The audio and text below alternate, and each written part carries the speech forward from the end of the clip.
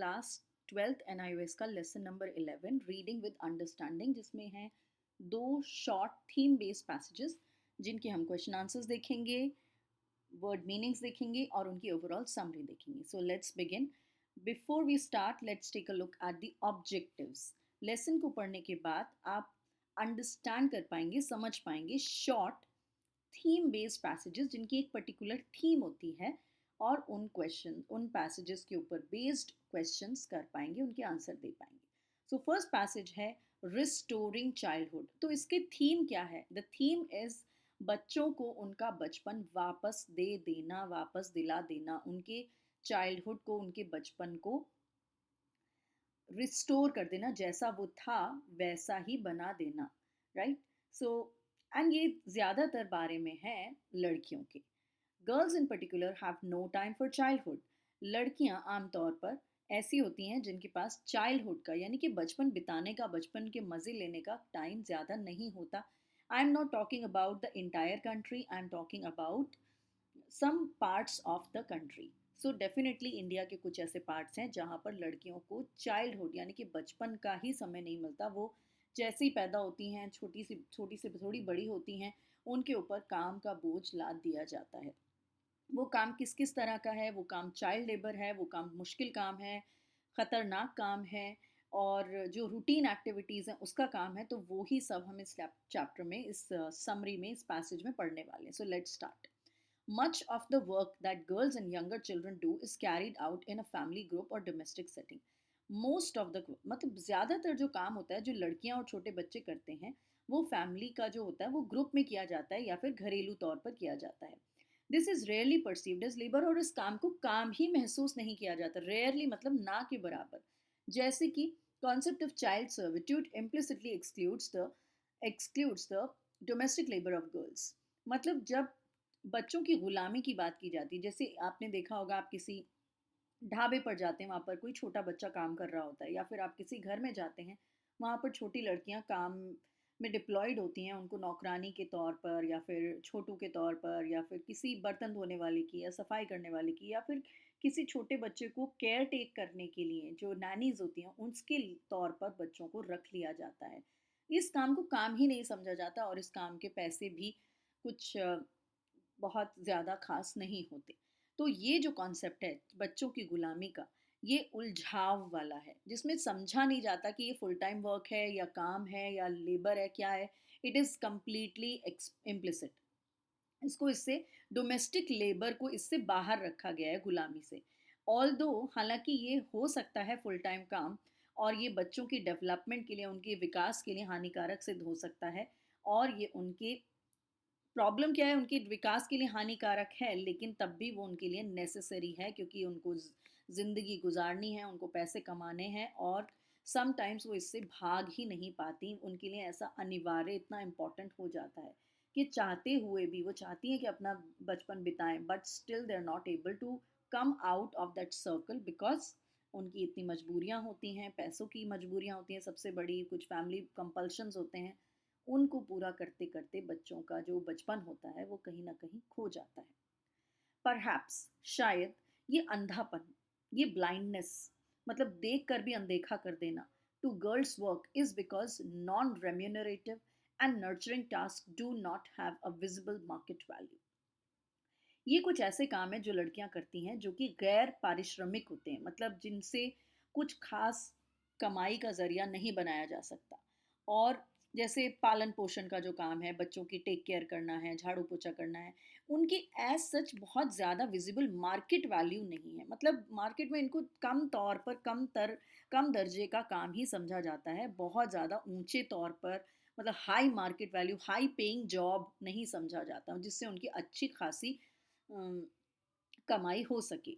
So, while the exploitation of a boy working on a gemstone in a small manufacturing unit in Jaipur is easily recognized, the equally hazardous work of a girl cutting grass on a precipitous mountain slope in Garhwal is ignored. तो क्या comparison किया गया है? तो इसीलिए कहा जाता है कि अगर कोई लड़का एक जेम स्टोन यानी कि जो नग होते हैं उनके मैन्युफैक्चरिंग यूनिट में, इनकी एक कंपनी में काम करता है, नगीनों के कंपनी में काम करता है जयपुर में, उसके काम को बहुत सराहना की जाती है कि हाँ भाई वो कुछ काम कर रहा है, उसके काम को इजीली रिकॉग्नाइज कर लिया जाता है कि हाँ ये कुछ काम करता है, ये कुछ समथिंग प्रोडक्टिव कर रहा है। लेकिन एट द सेम टाइम एक खतरनाक काम जो लड़की कर रही है, मे बी घास काटने का काम कर रही है, किसी बहुत ही ऊंची ऊंची चोटी पर जो कि एकदम सीधी खड़ी है, जिससे गिर जाने का बहुत खतरा है, गढ़वाल के किसी माउंटेन पर, उसको इग्नोर कर दिया जाता है कि ये क्या काम है घास काटने का।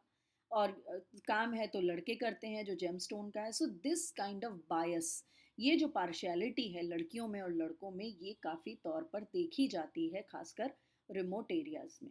Such a concept of child labor is clearly inadequate for understanding the real nature and extent of children's work. फिर भी ये जो एटीट्यूड है, ये जो धारणा है लोगों की लड़के और लड़कियों के काम के बारे में, उनके चाइल्ड लेबर के बारे में, ये अभी पर्याप्त इसको समझने के लिए कि सचमुच में चिल्ड्रंस, बच्चों का जो काम होता है उसका उसका एक्चुअल सीमा क्या है, वो कितना काम करते हैं, कितना लेबर पुट इन करते हैं, उसका अंदाज़ा लगाना काफ़ी कम है इस इंफॉर्मेशन की बेसिस पर। The overwhelming majority of child workers in India are cultivators and agricultural labourers. इतनी ज़्यादा मेजॉरिटी है, काफ़ी, जो आप सोच भी नहीं सकते। इतने सारे चाइल्ड वर्कर्स हैं, बच्चे जो काम करते हैं इंडिया में, भारत में। वो या तो किसान के तौर पर काम कर रहे हैं, या फिर एग्रीकल्चरल लेबरर्स जो छोटे मोटे काम करते हैं फार्म्स पर, मजदूरी का काम करते हैं। तो उसमें ये चाइल्ड वर्कर्स इन्वॉल्व होते हैं, बहुत बड़ी मेजॉरिटी जो हम सोच भी नहीं सकते। Poor children also undertake a variety of domestic chores and subsistence activities like minding siblings, grazing cattle, collecting food, fuel wood, and fodder as part of their daily lives, whether or not they are at school. तो गरीब बच्चे जो हैं, poor बच्चे जो हैं, वो भी बहुत प्रकार के काम करते हैं। अंडरटेक मतलब करते हैं, डोमेस्टिक चोर्स मतलब घरेलू काम करते हैं, और ऐसे ही काम करते हैं जिनसे उनकी गुजर बसर चल रही है, सबसिस्टेंस उनका चल रहा है। जैसे माइंडिंग सिबलिंग मतलब अपने भाई बहनों का ध्यान रखना जब माँ बाप काम पर चले गए, मवेशियों को चारा चराना, फ्यूल वुड इकट्ठा करना फॉडर के लिए, लकड़ियाँ इकट्ठा करना चारे के लिए या घर के कामकाज के लिए, ये उनकी ज़िंदगी का एक पार्ट है, ये सब काम करना, चाहे वो स्कूल में पढ़ते हैं या नहीं पढ़ते हैं, राइट। लेकिन the documentation on child labour in India has a strong focus on dehumanizing conditions of in laboring laboring in hazardous industries such as the match and fireworks factories of Shivakasi or the glassworks of Firozabad. लेकिन कुछ दस्तावेज ऐसे हैं जो rules हैं, जो laws हैं, वो ऐसे हैं जिनमें लॉज का स्ट्रॉन्ग फोकस क्या है कि जो अमानवीय कंडीशंस हैं बच्चों की, मतलब इतने हजार्डस इंडस्ट्रीज में बच्चों का चाइल्ड लेबर किया जाता था, उसके ऊपर इतने सख्त कानून अब इंडिया में बन गए हैं जो कि प्रोहिबिट करते हैं, जो कि अलाउ ही नहीं करते, प्रोहिबिट मतलब अलाउ ही नहीं करते बच्चों को उन चीज़ों में काम करना। जैसे कि मैच फैक्ट्रीज जहाँ पर मैच बॉक्स यानी कि माचिस की तीलियाँ बनाई जाती हैं, जहाँ पर आतिशबाजी का काम किया जाता है क्योंकि उनकी जान को खतरा है, तमिलनाडु के शिवकाशी में, या फिर ग्लास वर्क जहाँ पर कांच का काम होता है फिरोजाबाद में। The self-employed and street children of Delhi, Bombay, Bangalore and other big cities have also been the object of many studies. बहुत सारे संशोधन हुए हैं, बहुत सारे संशोधन कह रही हूँ, बहुत सारे रिसर्च हुए हैं, बहुत सारी स्टडीज़ की गई हैं। सेल्फ एम्प्लॉयड जो बच्चे बूट पॉलिश का काम करते हैं, जो बच्चे अपना रोज़गार खुद चलाते हैं, स्वनियोजित काम करते हैं, या फिर स्ट्रीट चिल्ड्रन जो अपने कुछ करतब दिखाते हैं या कुछ बेचते हैं या पेन बेचते हैं या सिर्फ स्ट्रीट पर रहते हैं और लोगों से पैसा मांगते हैं। तो ये खासकर बच्चे कहाँ पाए जाते हैं? दिल्ली की, मुंबई की, बेंगलुरु की, इस बड़ी सिटीज़ में। तो ये भी काफ़ी स्टडीज़ में फाइंड किया गया। फिर भी लगता है कि ये बच्चे जो हैं only the most striking and visible aspect of denial of a child's right to a healthy childhood.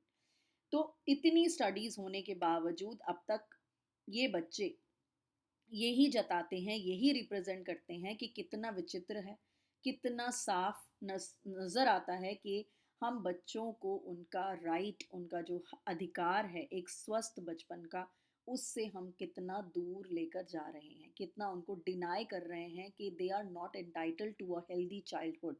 इन सब चीज़ों से पता चलता है, कितने ही कानून बन गए, कितने ही रूल्स फॉलो हो गए, लेकिन फिर भी जब आप देखेंगे ज़मीनी लेवल पर, ग्रास रूट लेवल पर, you will still find that this this right is denied to a lot of children across India. The invisibility of rural child workers reflect an urban bias in Indian administration, research, and the media, and the pervasiveness of the seductive idea that rural life is somewhere idyllic. This bias is not peculiar to middle class. अब एक और बात इसमें बताई गई है कि ये जो इनविजिबिलिटी है रूरल चाइल्ड वर्कर्स नज़र ही नहीं आते। इससे पता चलता है कि अर्बन बायस है इंडियन एडमिनिस्ट्रेशन, इंडिया का जो प्रशासन है उसमें एक पक्षपात है, एक एक ऑब्जेक्टिविटी, लैक ऑफ ऑब्जेक्टिविटी है, जिससे पता चलता है हमारे रिसर्च में, हमारे मीडिया में पता चलता है। और इसका एक उदाहरण जो जो बहुत पसंद आता है लोगों को, मतलब बहुत अच्छा लगता है कि रूरल लाइफ जो है वो सुखद जीवन है।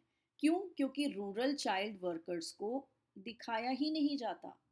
ऐसा नहीं है कि सिर्फ अर्बन में ही बच्चों का शोषण हो रहा है, या अर्बन एरियाज़ में ही आपको चाइल्ड लेबर नज़र आएगा, या स्ट्रीट चिल्ड्रन नज़र आएंगे, या लोग बच्चों का चाइल्डहुड डिनाई किया जाएगा। ऐसा नहीं है। तो लोगों को ये लगता है कि रूरल लाइफ में बच्चों का बहुत अच्छा जीवन है, बहुत आइडियलिक जीवन है, बट ऐसा बिल्कुल भी नहीं है। ये सिर्फ एक इनविजिबिलिटी है रूरल चाइल्ड वर्कर्स की। तो ये इसमें रिसर्च कह सकते हैं या मीडिया कह सकते हैं, ये एडमिनिस्ट्रेशन कह सकते हैं, तो ये रिफ्लेक्ट करता है। ठीक है। एंड ऐसा नहीं है कि ये सिर्फ मिडिल क्लास के लिए है, ये अक्रॉस ऑल क्लास पर्टिकुलर है। ये सिर्फ मिडिल क्लास के लिए विशेषता नहीं कहा गया है, ये सबके लिए ही कहा जा रहा है। ठीक है। So please take a look at the passage once again. इनके difficult words please take a look because this will help you develop your vocabulary ultimately. Coming to the questions, people are blind to girls work क्योंकि लड़कियों का काम blind इसलिए समझा जाता है क्योंकि वो profitable नहीं है, कोई market value नहीं है उसकी। किसका काम इजीली रिकॉग्नाइज हो जाता है? एक लड़के का या लड़की का? ऑब्वियसली लड़का जो कि जेमस्टोन मैन्युफैक्चरिंग यूनिट में काम कर रहा है, ना कि एक लड़की जो कि एक माउंटेन स्लोप पर घास काट रही है। Large number of children in India are cultivators and agricultural laborers. List the kind of works that girls do. Girls कैसा काम करती हैं? तो इसमें हमने लिखा है cutting grass on a precipitous mountain slope, a variety of domestic chores like minding siblings, grazing cattle, collecting fuel wood and for fodder. तो ये सारे activities हैं. Next is this. After reading the passage, why do you think poor children in India are not able to? क्योंकि उनका एक अच्छा healthy childhood नहीं होता, क्योंकि वो अपना काम, अपना ज़्यादातर टाइम लेबर करने में बिता देते हैं। चाइल्ड सर्विट्यूड को कहते हैं child labour. Moving on to the next para. ये एक पॉइंट्स है जो आप कर सकते हैं बाद में। सेक्शन 2 पर मैं जा रही हूँ। तो ये है marketing of coconut products. Marketing मतलब कोई ऐसी गतिविधियाँ, कुछ ऐसी एक्टिविटीज़ करना जिससे लाभ पैदा हो, जिससे जो सेलर्स हैं, जो मैन्युफैक्चरर्स हैं, उनको एक फ़ायदा पहुँचे। तो वो स्ट्रैटेजीज़ को कहते हैं मार्केटिंग करना। मार्केटिंग करना, ठीक है, उनके लिए लाभ पैदा करना। सो मार्केटिंग ऑफ कोकोनट यानी कि नारियल बेस्ड प्रोडक्ट्स की मार्केटिंग, उसको कहा जाता है खोपरा या copra. Copra is primarily use for extracting oil, और उसका जो बेसिकली ड्राई नारियल होता है उसको खोपरा बोलते हैं, और उसको ऑयल निकालने के लिए यूज़ किया जाता है। The country produces about 4.5 lakh tons of coconut oil, equivalent to about 6.9 lakh tons of milling copra. तो कंट्री जो है 4.5 टन कोकोनट ऑयल प्रोड्यूस करती है, जो कि बराबर है, इक्विवेलेंट है 6.9 लाख टन्स ऑफ मिलिंग यानी कि पिसाई ऑफ खोपरा। तमिलनाडु और केरला जो हैं वो 90% करते हैं इस ऑयल की प्रोडक्शन। ऑब्वियसली वहाँ पर कोकोनट होता है।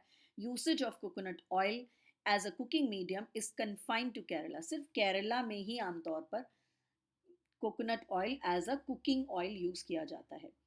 मेन सब्सटीट्यूट्स इसके क्या हैं? पाम ऑयल और palm kernel oil. Palm oil या फिर उसकी पाम की गिरी का तेल जो है, ये इसके विकल्प हैं कोकोनट ऑयल के, जो बाकी इंडिया में ये यूज़ किया जाता है एज अ तेल।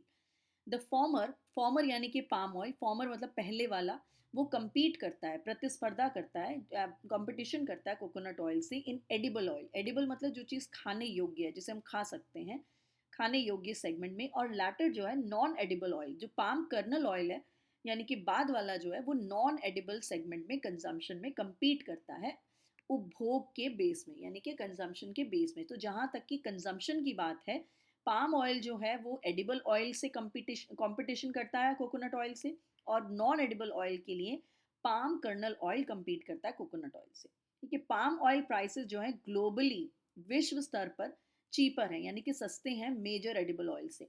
और पाम ऑयल डोमिनेट करता है, मतलब पूरी इंडियन इंपोर्ट्स सीन में, आयात सीन में डोमिनेट करता है, मतलब उसी का ही दबदबा है। Major reason for augmenting marketing of various coconut products besides coconut oil is perhaps because demand for coconut oil has turned sluggish. ये वेरियस कोकोनट प्रोडक्ट्स की मार्केटिंग को बढ़ाने का रीज़न क्या है?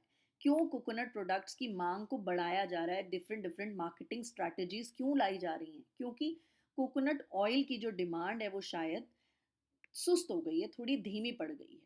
तो इसलिए उसके बाकी प्रोडक्ट्स को, जैसे उसकी बर्फ़ी हो गई या उसके और डिफरेंट प्रोडक्ट्स हो गए, उनकी मार्केटिंग की जा रही है। उसके बहुत सारी चीज़ें होती हैं, उनकी मार्केटिंग करके उसकी डिमांड को थोड़ा बढ़ाया जा रहा है। इट सीम्स, ऐसा लगता है जैसे necessary, it seems necessary to augment and diversify the production of coconut based commodities like package coconut water, coconut cream etcetera. तो उसके और डिफरेंट वेरिएंट्स लाए जा रहे हैं, क्या करने के लिए? बेसिकली कोकोनट प्रोडक्शन को बढ़ाने के लिए उसमें डाइवर्सिफिकेशन लाई जा रही, विविधता लाई जा रही है। जैसे कि पैकेज कोकोनट वाटर, एक नई कमोडिटी आ गई है, कोकोनट का जो नारियल पानी होता है उसको उसको पैक करके बेचा जा रहा है। और नारियल की क्रीम आ रही है, नारियल का लोशन आ रहा है, बहुत सारी चीज़ें आ रही हैं which are using coconut products, coconut as a main ingredient. लेकिन फिर भी कंपटीशन इन एरियाज़ में काफ़ी आसान नहीं है। कोकोनट वाटर जो है वो इतना ज़्यादा महंगा है बाकी सॉफ्ट ड्रिंक से, कि उसकी डिमांड को काउंटर कर पाना, कॉम्पीट कर पाना काफ़ी मुश्किल है। तो एक 200 ml का जो पाउच होता है कोकोनट नारियल पानी का, वो 13 रुपए का। अब ये 13 रुपए का पता नहीं कब था। I don't think this is beyond comparison in today's time. I am making this video इन 2023, सो तब तब पता नहीं कब का है ये। अब तो 13 रुपए का है भी नहीं, I think it is 70-80 rupees now, right? तो वो इतना ज़्यादा महंगा हो गया बॉटल्ड सॉफ्ट ड्रिंक से, and it is much more costly than natural drink, जो कि दूध है, जो 14 रुपये पर लीटर। अब ये भी इतना महंगा हो गया है, तो आप अंदाज़ा लगा सकते हो about the prices. You can change the prices according to your current time. So definitely इसकी मार्केटिंग में इसीलिए डिफ़िकल्टी आ रही है। Coming to the questions, name the states where खोपरा इज प्रोड्यूस। बहुत फैक्ट बेस्ड क्वेश्चंस हैं। किन स्टेट्स में खोपरा प्रोड्यूस होता है? Tamil Nadu and Kerala. Coconut oil mainly cooking के लिए कहाँ यूज होता है? केरला में। कौन सा ऑयल कोकोनट ऑयल की प्लेस पर यूज होता है? Palm oil, kernel oil. Why does palm oil dominate the import market? क्योंकि उसके प्राइसेस ग्लोबली चीपर हैं। What can be produce to promote, मतलब कौन सी चीज़ें कोकोनट बेस्ड कमोडिटीज हो सकती हैं? Coconut water, coconut cream.